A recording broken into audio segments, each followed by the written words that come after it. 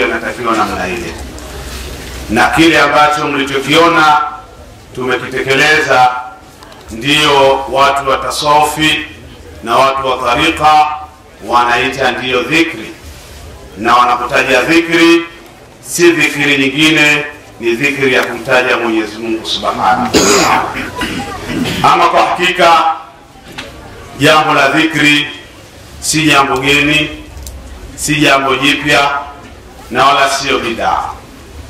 Ni nafsi za aya nyingi ndani ya Qur'ani, lakini na hadithi nyingi za Mtume wetu Muhammad sallallahu alaihi wasallam amezieleza na kutuelekeza namna ya kumtaja Mwenyezi Mungu Subhanahu wa Ta'ala. Ama kwa hakika sisi tumetekeleza amri ya Mwenyezi Mungu Subhanahu wa Ta'ala aliyetueleza ndani ya Qur'ani tukufu pale alipotuambia, a'udhu billahi minash shaitanir rajim, ya ayyuhalladhina amanu udhkurullaha dhikran kathira. Mwenyezi Mungu Subhanahu wa Ta'ala katika aya hii tukufu alianza na nida ya ayyuhalladhina. Ya ayyuha ikija kwa waumin, watu wa ilmu ya balagha wanatuambia lita'dhimi. Ikija ya ayyuhal kafirun, ikija kwa makafiri litahqiri. Sasa imekuja kwetu sisi kwa kuambiwa ya ayyuhalladhina amanu, maana yake Mwenyezi Mungu ametutaadhimisha, ametutukuza. Lakini ulingano huu na wito huu haukuja kwa mtu yoyote, haukuja kwa Muislamu yoyote, umekuja kwa wale wenye kuamini. Ya ayyuhalladhina amanu, enyi mlioamini.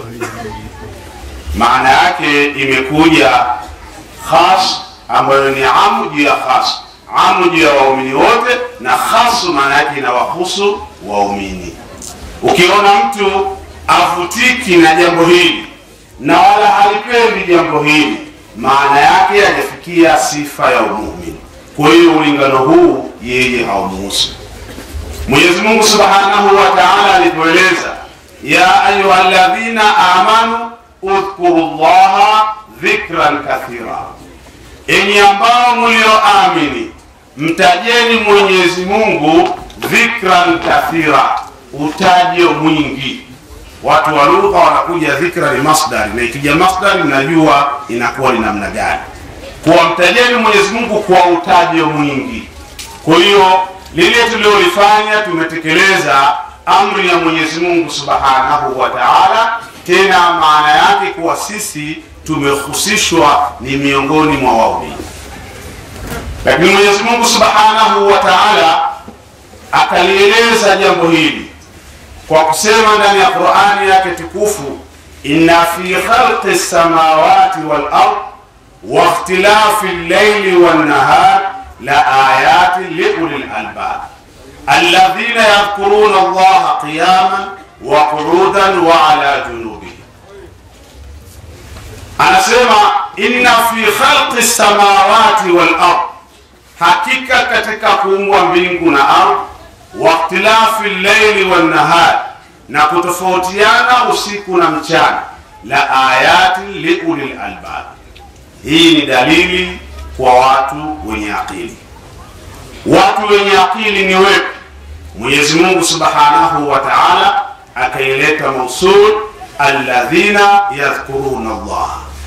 Hawa wenye akili ni wale ambao yadhkuruna Allah, wanamtaja Mwenyezi Mungu hali ya kuwa wamesimama, hali ya kuwa wamekaa, hali ya kuwa muda wote wanamtaja Mwenyezi Mungu Subhanahu wa Ta'ala. Aya hii Mwenyezi Mungu Subhanahu wa Ta'ala anatubainishia, baada ya kutupa sifa ya umu'min, anatupa sifa nyingine ya watu wenye akili.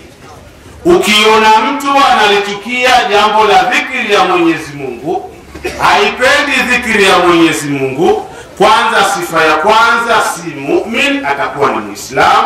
Lakini sifa ya pili atakuwa kinyume cha ulil albabi.